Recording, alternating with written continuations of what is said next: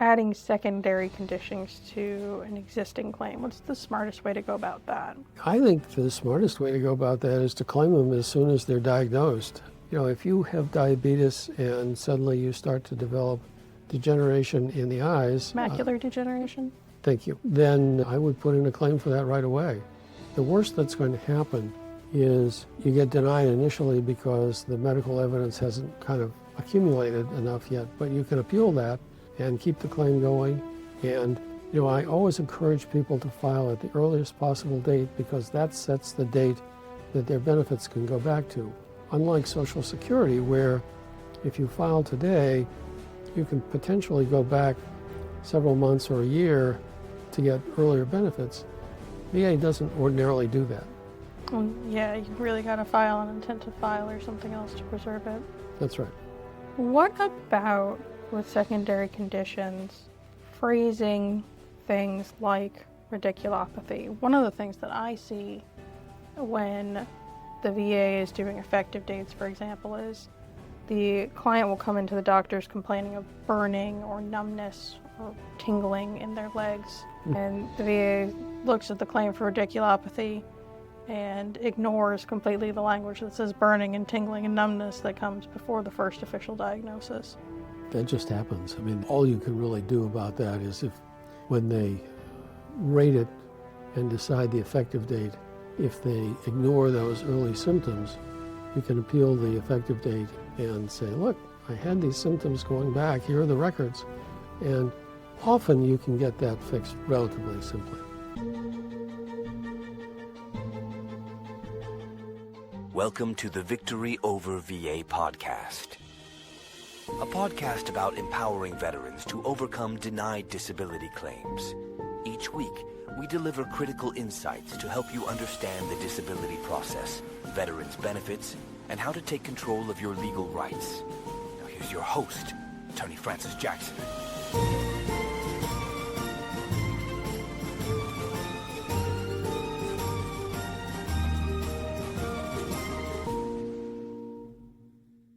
Welcome to Victory Over VA. If you're a veteran struggling with the VA's disability system, or just want to make sure you're getting the benefits you've earned, you're in the right place. Don't forget to hit subscribe so you never miss an update that could change your life. I'm Alexandra Jackson, here with renowned veterans disability attorney Francis Jackson of Jackson and MacNichol. He has dedicated his career to helping veterans like you win the benefits you deserve, recovering millions of dollars for thousands of heroes. This podcast isn't just for veterans navigating the system. It's for their families, their friends, and anyone else who wants to stand shoulder to shoulder with those who served. So stick around, because we're here to make sure you get the support you need. Today's show is about playing the long game, claim strategy over the years. So, what does it really mean to play the long game approach to a VA disability claim? Well, as you know, I always tell clients VA disability is about two things, patience and persistence. And mostly what playing the long game means is building the individual claims to the point that we can get the client to a eligibility for TDIU or to a Scheduler 100%. Okay. So why do claims need to be built over years instead of just one in one shot? Basically because the VA hardly ever grants everything on one shot. It's not that we don't try to do it all in one shot, and every once in a while we get lucky. We've had a couple in the last month, I noticed, where the VA took them right to 100% on early filings, which is wonderful for those clients, but unusual. But for the most part, if you file 5 things, they're not going to give you 100% of them. Yeah, and they're not going to give you a combined 100% from the 5 of them. Yes. Yeah. Especially if it's orthopedic of any sort. Those don't go very high these days. Yeah, and typically you have to do it incrementally. You file, you get 20% for the back or 10% for the back, and you have to move it to 20. And then you get 10% for radiculopathy on the left and 10% for radiculopathy on the right. And then you move each of those to 20. And then, you just, if you're persistent and you keep Coming back with more medical evidence, eventually the VA says grudgingly, all right, well, you're right. It ought to be 20 and not 10. Okay, we'll give it to you this time. This just And- reminds me of my Lincoln Logs building set as a kid. Yep. And now you can put in the window because there's enough of the little bits around it. That's pretty much how it works. Just patience and persistence. Okay. So what sort of records and documentation should veterans start saving right now if they want to build a strong claim? Well, always veterans should save any medical records they can lay their hands on about things that happened to them in service and their current medical conditions, because each of those things potentially is going to be important moving forward. How do those help lay the groundwork for higher rating later? The ongoing medical visits and treatment notes and such. Well, one of the things that the VA pays attention to in terms of determining the severity of a particular condition is an established record that the condition has been a problem over time. It is far easier to convince the VA that your back is really painful if you've been complaining to the doctor about it for the last 10 years than if you come in and say, well, I've never been to the doctor, but my back hurts. You know, it's just really common sense. You know, if someone came to you and said, well, I've never had any problems with my back, but it hurts today and I think I should get a permanent VA disability for it, as opposed to, you know, I've been having trouble with my back ever since I got out of the service 20 years ago, and it's just getting worse and worse. Yeah. I mean, you know, it's just simple logic. So, you know, I know we've got a lot of vets, et cetera, who either can't afford medical care or aren't anywhere near it. Is like a private journal or log of symptoms helpful if they can't be going to the VA every other day? That certainly can help. For some vets, VA medical care will be relatively inexpensive, depending on the condition and whether you're already rated for things and so on. For other folks, they may be eligible for Medicare if they're on disability, or Medicaid, depending on what kind of disability they're on. They might be eligible for relatively low-cost insurance under the Affordable Care Act. It's just a question of what are the options where they are. And typically there's free care some places. Yeah, as long as you're not in the middle of the mountains in Appalachia, right? That's harder. Yeah. I say that with all the love in my heart, but I know how long it takes for you guys to get anywhere from there. Yeah. How about conditions that come and go, like flare-ups or episodic disorders? How do you preserve evidence of those things for ratings? The most practical way is a journal or calendar notations. You know, because it's hard to get a same-day appointment at the doctor unless you're going to spend all that money on urgent care.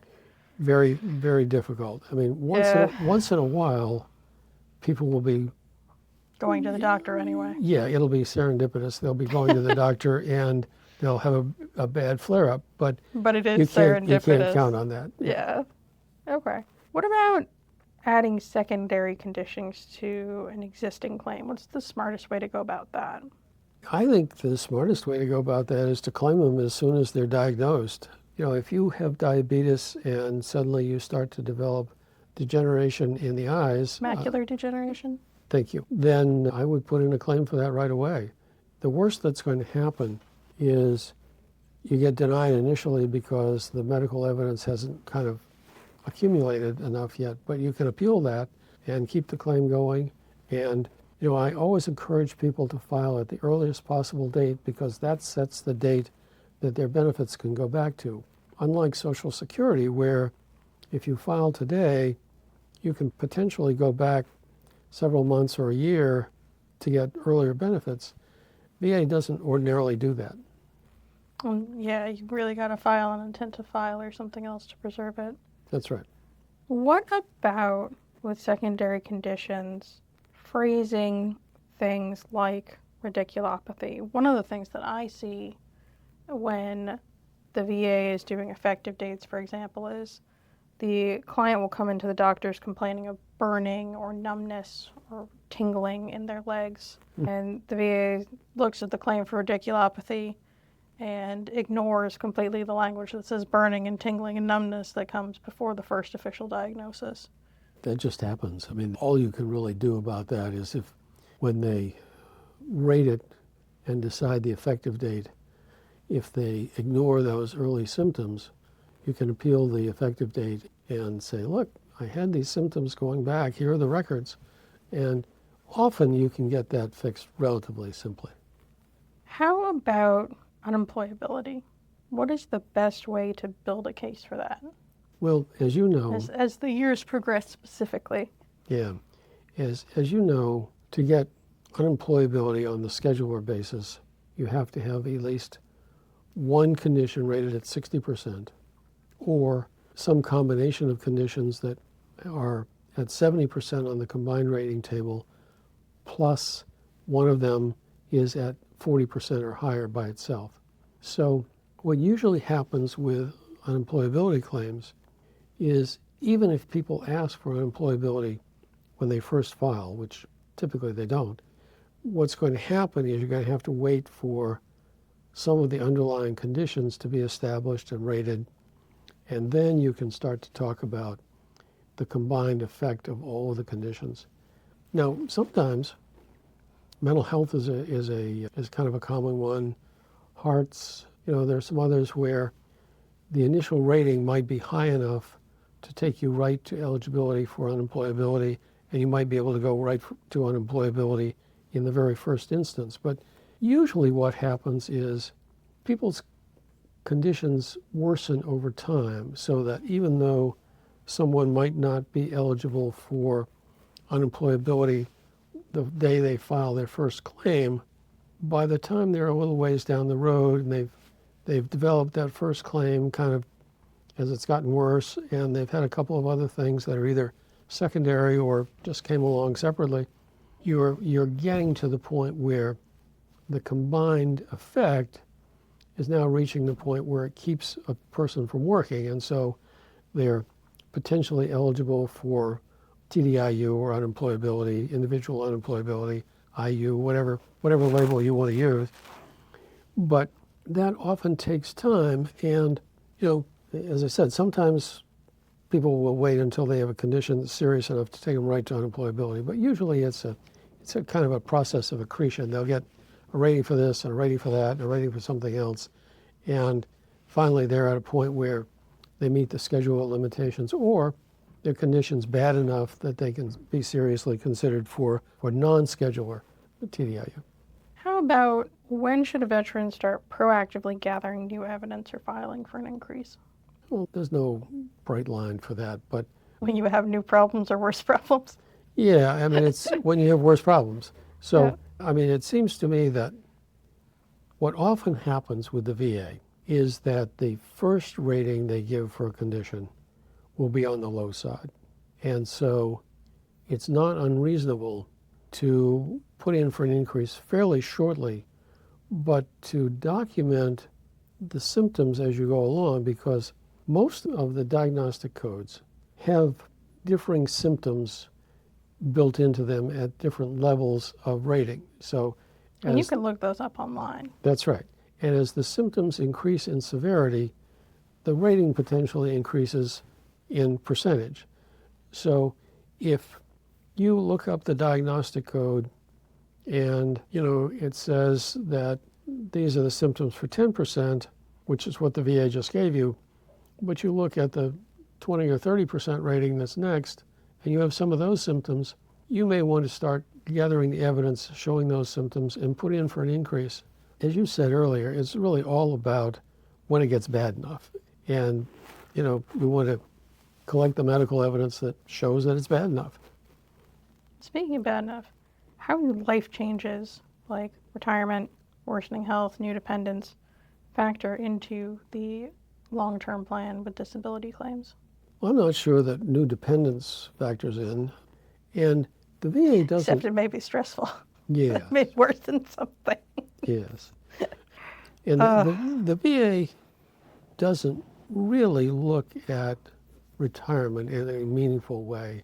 By that I mean, if your physical or mental symptoms are bad enough to keep you from working, the VA doesn't consider separately whether or not you have voluntarily retired at that time or earlier.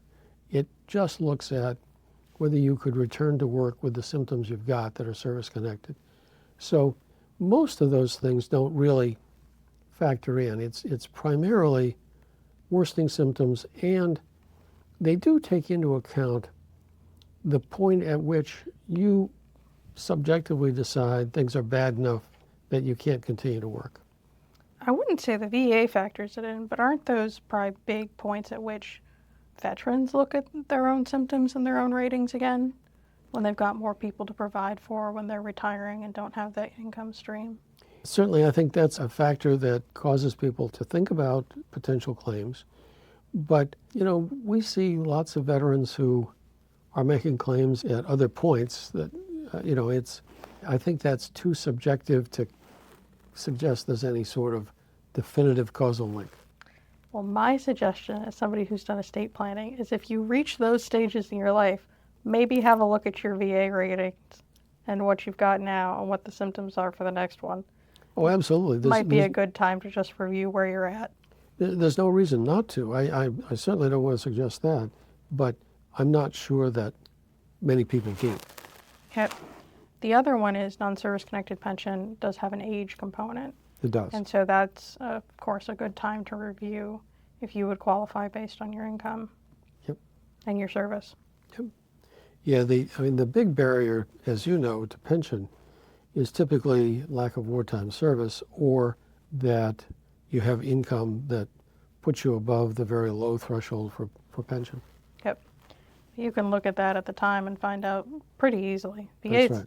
VA's going to tell you mechanically if you qualify on that or not. That's right. Although one thing that a lot of people don't think about with pension is if you have a year with big medical expenses, you can deduct that. That gets deducted from your income and may make you eligible, even if it's only for a year or two, while your medical condition stabilizes and your expenses get more reasonable. I see that a lot with surviving spouses. They'll be eligible for the year of the veteran's death because they can deduct their medical expenses, the veteran's medical expenses, all the final illness costs, etc. That's right. And so they'll get this one-time lump sum payment for that year, yep, but not for anything else ongoing. But that's better than nothing at all, right? Significantly, yes. $20,000 is better than a sharp stick in the eye. That's what one of the ladies I was helping got, because I was helping her with estate planning stuff and just mentioned that. But yep, because she was complaining the medical bills had buried her. Shocking. And I said, did you know? But she got a one-time check out of it, even though she didn't qualify ongoing, because they just had so many medical expenses the year he died. Yeah, it's, as you point out, it's often widows or widowers for whom that is most applicable. Yep. Just because there's two different people whose medical you can subtract, etc. Yep. And the year of death has some extra things that you can deduct. Yep. How do missed deadlines undermine even the strongest long-term strategy?